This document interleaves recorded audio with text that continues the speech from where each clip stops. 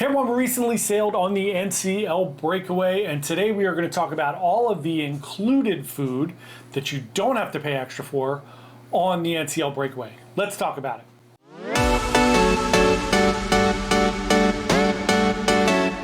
Hey everyone, John here from Bite Size Cruises. Welcome back to the channel. Today we are talking all about the included food on NCL Breakaway. Food is a very hot topic on cruises. Some people love the food, some people hate the food, some people think that more food should be included, some people think that paying for specialty dining is crazy when you're already paying for your cruise fare. So today we're going to talk just about the included food, not free, not complimentary. It's included food that is included in your cruise fare. There are a few options on the NCL Breakaway, and I think there is plenty of food if you are hungry and you are not ultra picky. So let's talk about each one of them. First up, let's talk about the basics, which is your main dining rooms, which are Taste and Savor. Taste and Savor are on deck 6 in the back of the ship, and they are split by the mix bar, which is in the middle. Now, this area does get very congested at breakfast and or lunch and or dinner when the main dining rooms are open. Keep in mind the main dining rooms are open for breakfast and dinner every night. Hours may shift slightly, like one side might be open at 7, one side might be open at 7:30, so they stagger it a little bit. Same thing with lunch and dinner, they may stagger a little bit, but generally for dinner they both open at 5:30, and then for sea days, they are open for lunch. Now, lunch is generally less crowded than the other days, than the other times, but for breakfast and dinner, this area does really build up. People congregate there. Dinner is the worst because the bar is open, so you get everybody congregated around the bar and then everybody waiting to get into the main dining rooms. But anyway, the food in each of these dining rooms is exactly the same. They have the same menu for breakfast, lunch, and dinner, whether you go to one side or another. Now, here's what I'll say. We did not eat dinner in the main dining room. I have eaten dinner in the main dining rooms. We ate lunch in the main dining room on embarkation day. We ate breakfast in the main dining room a few times on our cruise, and all of the food that I had in the main dining room was good. I would not have complained if that is the only place that I ate. Is it foodie food? No. Is it Michelin star food? No. Is it as good as the specialty dining? It's not. It's basic food. You're going to get, especially for breakfast, I feel like breakfast is perfect. If you just want to go and sit down and not have to fight all of the chaos of the buffet, you just want to sit down and enjoy your meal. It does get a little bit crowded in the morning, but food is good. You're going to get your basic, they have oatmeals, they have eggs and bacon, breakfast potatoes, eggs Benedict, all of those fun little things, pancakes, French toast.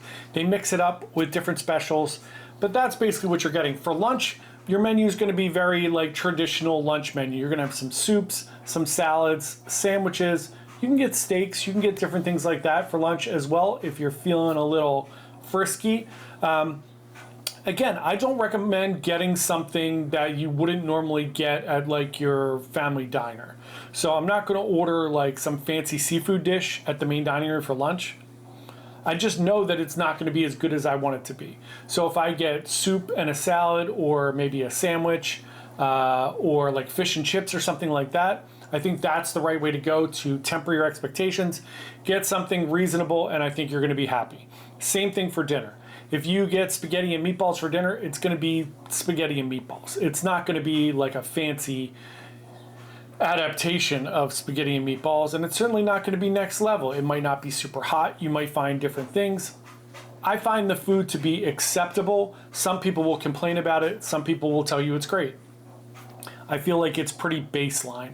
And for not paying any extra, I think it's fine. If you're on the cruise, you don't want to spend any more money, you will find plenty of things to eat. Desserts are great, generally.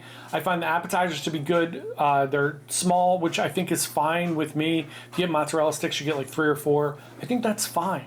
You can get more than one if you want. They'll bring you extra appetizers. They'll bring you extra entrees. They will definitely bring you extra desserts. Every time I order dessert and I'm like, hey, what would you prefer? Meg does this a lot, right? Meg will ask like, hey, between these three, which one would you order? And they're just like, we'll bring all three of them. So you'll get the great service. The food is pretty baseline, and that's okay with me. Next up, let's talk about the buffet, the Garden Cafe. I enjoy the buffet. Again, I talk about it all the time. I don't enjoy people at the buffet.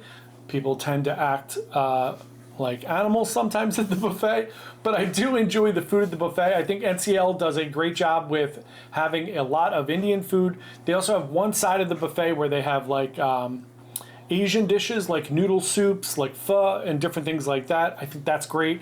There are plenty of options for breakfast, lunch, and dinner. And again, I find the food in the buffet to be very satisfactory. I find the ethnic foods to be very good. So if you want to go out for lunch or dinner and grab some Indian food or some Asian food, I find that to be very, very good. And I generally don't have any bad meals up in the buffet. The food is very good. I could eat there most of my meals and be very happy, with the exception of having to fight the crowds, trying to get seats, dealing with people touching things, that kind of stuff. But otherwise, I find the food to be good. Next up, let's talk about Oceans. Oceans is the kind of pub on the ship. It's like a British pub. It is in the middle of the ship, kind of mostly in the middle, towards the front. It overlooks the atrium on deck 7. The atrium is on deck 6 down there. You could watch the different game shows and things from up here. So it is kind of like your bar food. You're going to get pretzel bites. You're going to get nachos, sliders, burgers, hot dogs.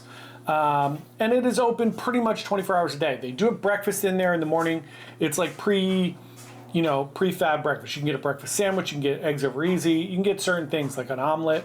Not as big of a selection as they would in the dining room or at the buffet, but nice. And on sea days, Oceans for breakfast is amazing. On port days, it tends to be a little bit of a mess because everybody's trying to get up and get something quickly before they get off the ship, and Oceans seems to be the place everyone flocks to.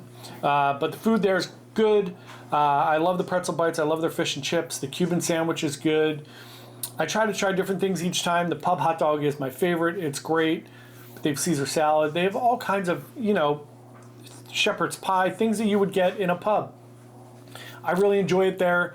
You can go, obviously, morning, noon, and night. Late night snacks there are great, just grabbing some nachos and some sliders. I'm never disappointed. Sometimes the pretzel bites are cold. I don't care. They taste delicious. I dip them in the cheese sauce, and it's good to go. That is one of my favorite places to go if you're just like not feeling like getting dressed and you just want to grab something to eat. I think you will enjoy Oceans a lot. Next up, let's talk about the Manhattan Room. It is located in the back of deck 7. I love the Manhattan Room decor on Breakaway and Getaway. As they moved up to the Breakaway Plus class ships, I don't like what they did with the Manhattan Room. They made it a little more just main dining room. On Breakaway and Getaway, there's singing and dancing in there. And I love that. I think it's like that old like supper club vibe to it. And the food in there is the same food you're going to get in the main dining room. It's just like a little bit of an elevated atmosphere. We ate there one night for dinner. I had a great meal. I enjoyed it very, very much. All three of us got different things between steaks, seafood, pastas. Everything was delicious. Again, is it like gourmet food? Was it as good as the food we had at Le Bistro? No, but it was fine. It was very good. I had a nice meal. Our service was great. It's. I know what my expectations are. Expectations are to have a nice meal, to enjoy the ambiance, and everything is fine as long as it's good. I'm good. If something's ice cold or something doesn't taste good, that's a different story. But I didn't have that issue. Are you going to get like an awesome steak or an awesome... No. Actually, one night in the Manhattan Room, I ordered a steak from Cagney's because Cagney's is right above, and it's like $20.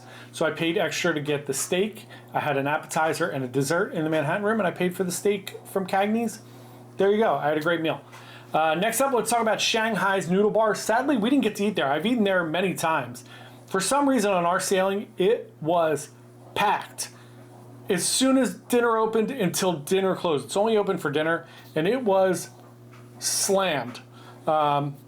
It's pretty good. It's like little, the best way for me to describe it is like dim sum. You get like a bunch of different things. You can get noodle dishes, some appetizers, some rice dishes.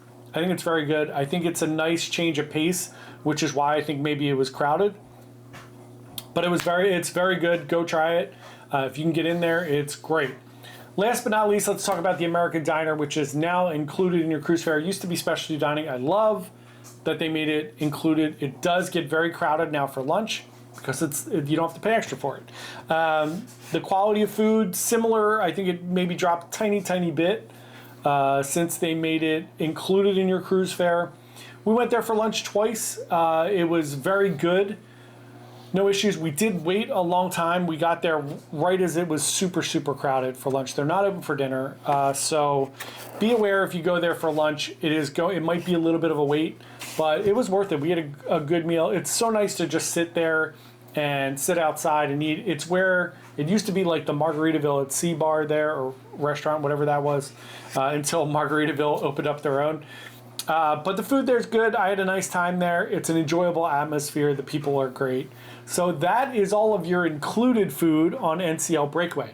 Let me know if you have a favorite. Let me know if you have any questions below, if you have any feelings or thoughts on anything. We'd love to hear it. We would also love for you to like this video if you enjoyed it, and please subscribe to our channel. Just a small travel agency trying to get you some insider access to the world of cruising, a little behind the scenes look at all of the fun different cruise ships, and give you all the information for you to plan and go on an amazing cruise vacation. Thanks so much for watching. Happy sailing. See you tomorrow.